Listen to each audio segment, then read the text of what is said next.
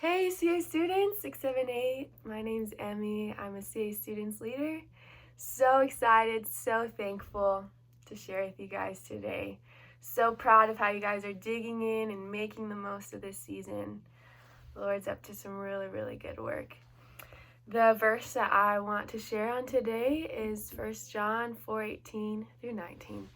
There is no fear in love, but perfect love drives out fear, because fear has to do with punishment. The one who fears is not made perfect in love. We love because he first loved us.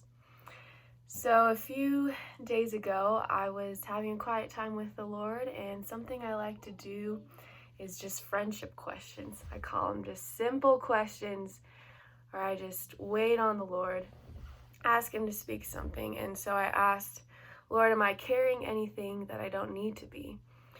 And as I was waiting, I felt like I heard the word penalty. I was like, that's an interesting one. I wasn't quite sure what it meant, so just kept waiting.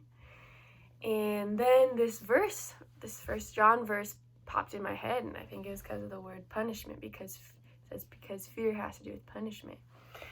And so as I continued waiting on him to show me what that meant to my heart, I felt like the Holy Spirit was revealing to me, showing me that I just have this slight agreement, slight belief that in my moments of weakness, in my moments where I feel distance from the Lord, that it is because the Lord has left, because he can't be with me in these moments.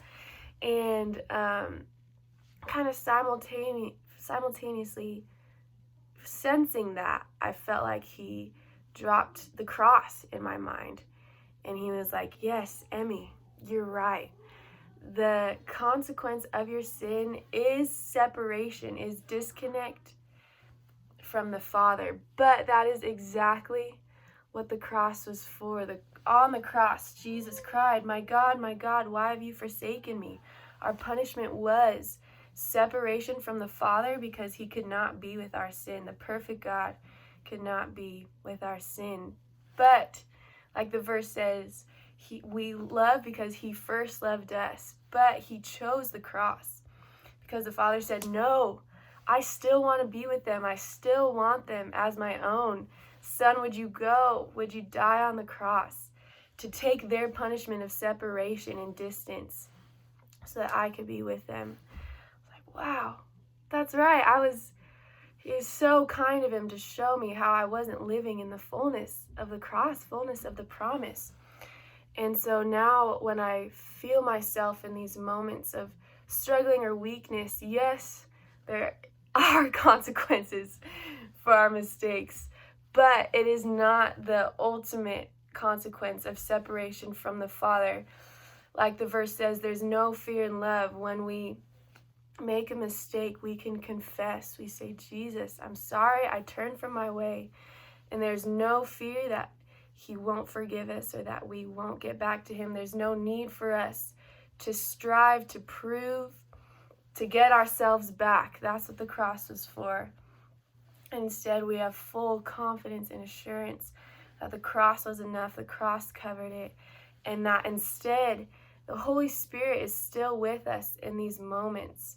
And he gives us a better way. He said, hey, I'm your friend. I'm not waiting for you to figure it out, to prove that you're good enough or that you need to make amends for what you've done. That's what the cross already accomplished. But instead, hey, turn from this. Look at this way of freedom, this way of life that I can give you instead. And so in terms of applying this, if you haven't accepted Jesus, I encourage you to reach out to Jake or Levi. We have to say yes. We have to receive this free gift of grace, this gift of his life, taking our punishment. And if you have accepted Jesus, I encourage you to do some of these friendship questions. Some of them could be, what do you like about me? What do you want for our relationship? If you could give me something, what would you give me? Simple things. And I've had some of my sweetest and most powerful moments when I've just offered him friendship, because it shows the trust in the cross. Lord, I believe What you said is true. So now I give you my friendship. Would you speak to me? Thanks, guys.